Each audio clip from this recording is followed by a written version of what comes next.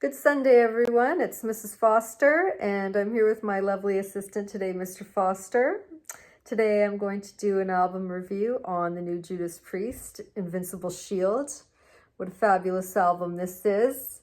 I've been out for a while, and it's doing well, and it should be. It is just a really great Judas Priest album. So, produced by Andy Sneap. And, here's a guy doing a dynamite job, right? He's producing, well produced, playing, he's touring. This guy is just not getting enough love. And Tom Allen, getting in there to co-produce a couple tracks. He's done Sons of Thunder and Giants in the Sky, two really good tracks. I particularly like Sons of Thunder, and great to see him still in there helping produce. Also, give it up for Glenn Tipton, right? Really contributing. I mean, his footprint's all over this album, and he's still mobile enough to go out on some tour dates and do, a couple songs. Mr. Foster and I were really lucky to see him recently in Oakland on the last tour, and it's really a joy to see from videos that I've been seeing, he's back out doing some shows. So can't wait to see this tour. And, Rob Halford, I mean, how does Rob Halford still sound like this, everyone, right? Even with any studio enhancement, he's just, he's one of our best vocalists of our times, and he's still really doing a phenomenal job how he sounds on here. I mean, and Ian Hill, just champion bass playing, this guy, really, really tight rhythm there from Ian. Richie, I mean, this is his showcase album here, right? His playing on here is dynamite. Just really digging all the new guitar riffs on here, and there's so many of them. Let's get into a little bit about the artwork and the actual album here. So love, the use of color that they've done here for this album.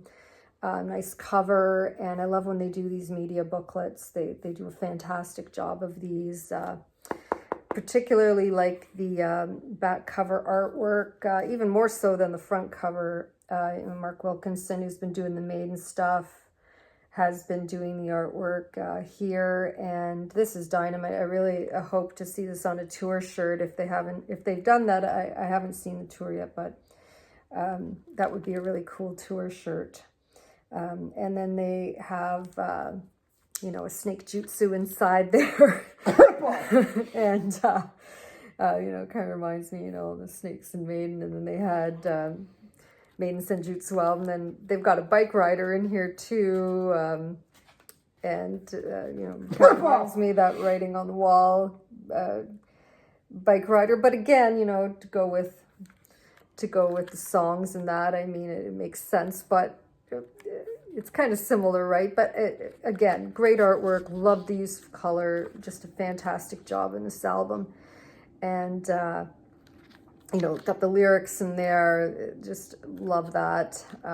It's just great. Love these media booklets. And this has the 3 bonus tracks on there. This is a special edition with the 3 bonus tracks. And those are all good tracks too, with Vicious Circle being my favorite.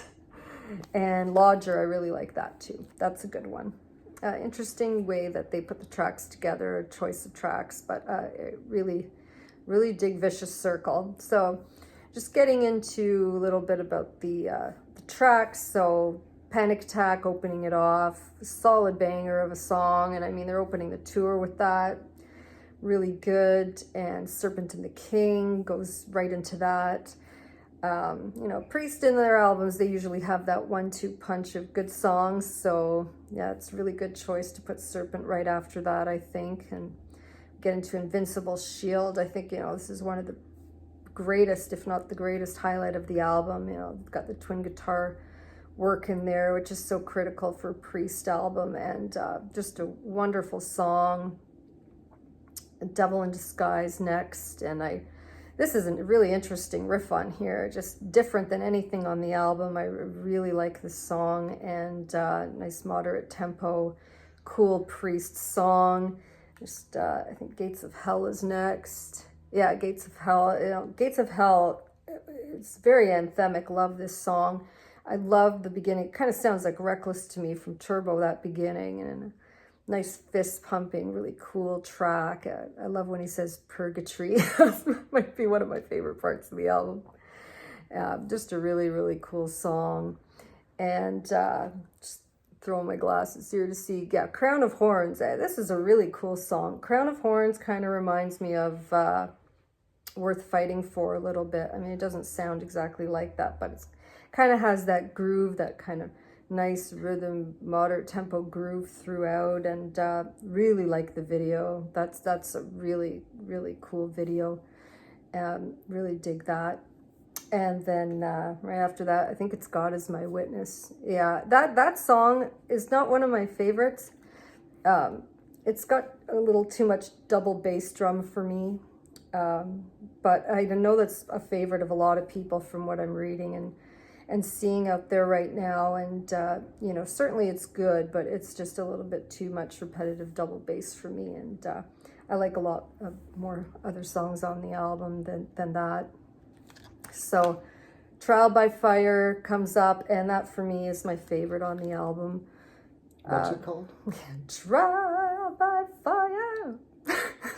So, a little joke we have there, but here's a great song, right?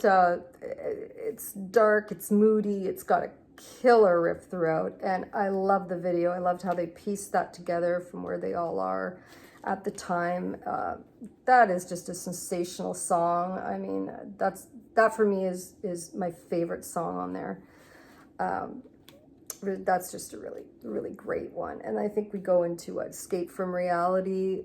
Yeah, awesome song. It's so Sabbathy, right? Like you can totally hear Ozzy singing that bridge. You know, I just, you know, the first time I heard it, I was like, oh gosh, that's just like Ozzy could be singing that. That's a really neat song on there. I like the way they selected that song, where they placed it in the album. And then got Sons of Thunder. That's a cool song. I really like that song too. And then Giants in the Sky. I really like the beginning of Giants in the Sky. That's a very neat intro. I really enjoy that. So, you know, all in all, really great songs on there. You know, pretty good flow. Could be a bit better, but pretty good flow. I'm going to give it to Firepower for having the best flow of new era Priest songs. But all in all, I would give this album a good 4.5 out of 5. I mean, it's really, really great Priest album.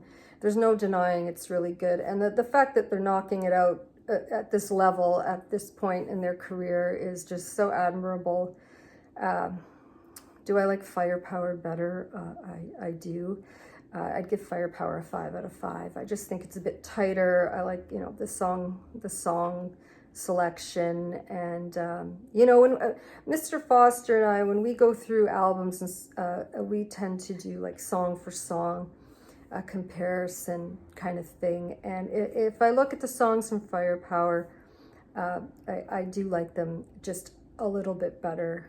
And just the whole album as a whole. I think Firepower's hard to beat, and the cover is one of the best in their catalog. But again, it's tough. This is a sensational album, so really good release. And if you haven't got it yet or haven't heard it, I highly recommend take a listen to it. You know, New Era Priest, it's different, but they're doing a bang-up job, these guys. And you know, we're big classic Priest fans. I've been listening to Priest since '82. Same with Mr. Foster, very similar, maybe even before me. And yeah, I can't rate it higher than the classics like Defender, Screaming, Sad Wings, Stained Class, Sin After Sin. All those are, to me, those are like untouchable kind of albums. And I know people are rating this really high, and you know, we just all have our likes and dislikes, right? So for me, is it going to crack the top 10? Maybe, but it's up there. This is a really great album. So anyway, that's it for today, and hope you have a great day.